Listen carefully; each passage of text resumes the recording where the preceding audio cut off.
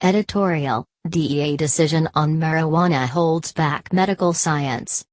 The Federal Drug Enforcement Agency's decision last week refusing to reclassify marijuana from the list of the nation's most dangerous drugs to a less restrictive classification defies not only the 25 states and the District of Columbia that now allow for the legal use of medical marijuana, it defies and hampers medical science itself.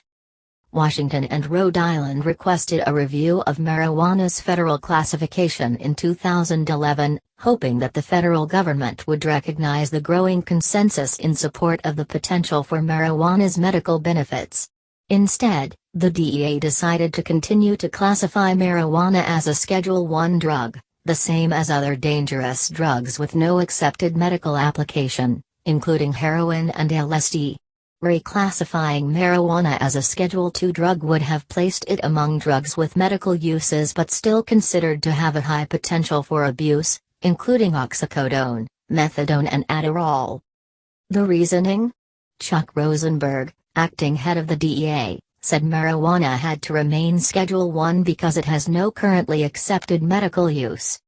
But marijuana has no currently accepted medical use because its Schedule I classification has hampered research, studies, development of potential medications and their approval by the Food and Drug Administration.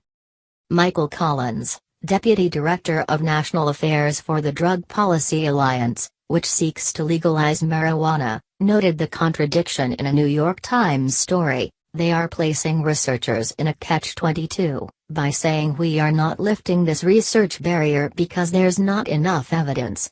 But then people say, we can't do research because of this barrier. Currently, only the University of Mississippi is allowed to grow marijuana for medical research and clinical trials, limiting its availability for research that could show its medical benefits. That may change. The Times story notes that the DEA also issued a proposed change in policy that would allow other universities and private companies to apply to grow marijuana for medical research. But, as Dr. Sanjay Gupta, chief medical correspondent for CNN noted in a commentary Friday, even potentially increasing the supply of marijuana may not foster research if it remains a Schedule I drug. Even if the DEA grants a license for research, Gupta said, under Schedule I requirements, universities have to install heavy-duty safes and security systems, adding to the expense of research. And university leadership also may be leery of approving work on a Schedule I drug.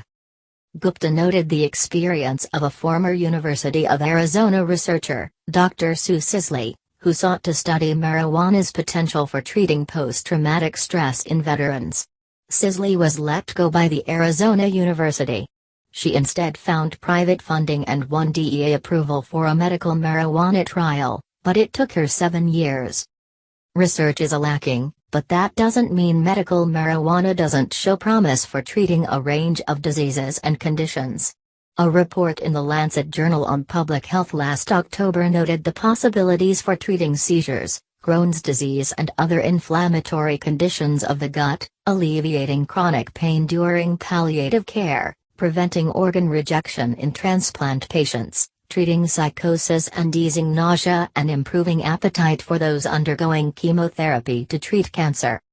Among the more promising research is into a component of marijuana, cannabidiol or CBD, which lacks the psychoactive effects found in the THC in marijuana. A Colorado mother, because of that state's relaxed laws on the availability of medical marijuana, was able to find a treatment for her daughter who had a rare genetic condition called Dravet's syndrome, causing her to suffer seizures 50 times a day. Using a laboratory-tested oil containing CBD, the 7-year-old child's seizures were controlled enough to allow a feeding tube to be removed. Without the treatment, the Lancet report said, the child had not been expected to survive past early childhood.